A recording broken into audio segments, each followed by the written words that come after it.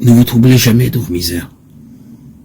Tenez-vous à la vue de ces misères, dans l'humiliation et la bassesse devant Dieu, si cela vous est donné d'en haut, et soyez dans une grande paix.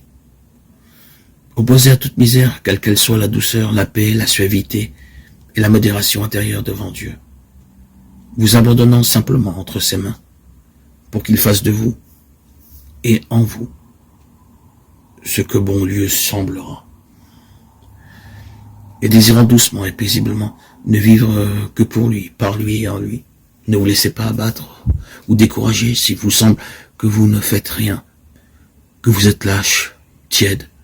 Si vous voyez que vous êtes encore sujet à des affections naturelles, à des pensées d'amour-propre, à des tristesses, tâchez tout simplement d'oublier toutes ces choses et tournez votre esprit vers Dieu, en vous tenant devant lui dans un désir paisible et continuel, qu'il fasse de vous et en vous son très saint bon plaisir.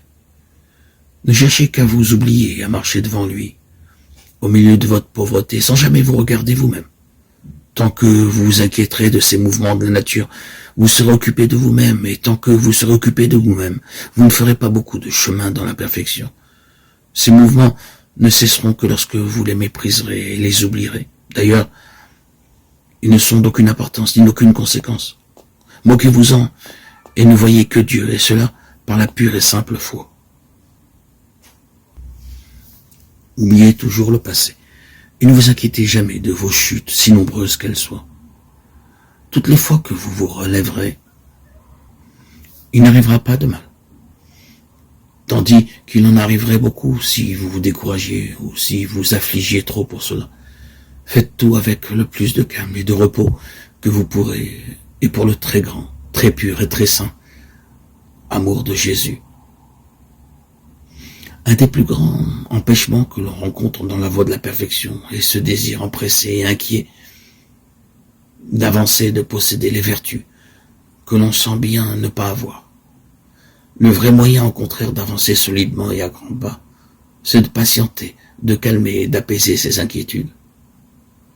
Ne devancez pas votre guide de crainte de vous égarer et d'aller à côté du chemin qu'il vous trace, car alors, au lieu d'arriver sain et sauf, vous tomberiez dans un précipice. Ce guide, c'est l'Esprit Saint. Par votre travail et vos inquiétudes, par votre trouble et votre empressement, vous le devancez sous prétexte d'aller plus vite. Et qu'arrive-t-il? Vous allez à côté du chemin, où le terrain est plus dur, plus raboteux, et loin d'avancer, vous reculez. Vous perdez votre temps.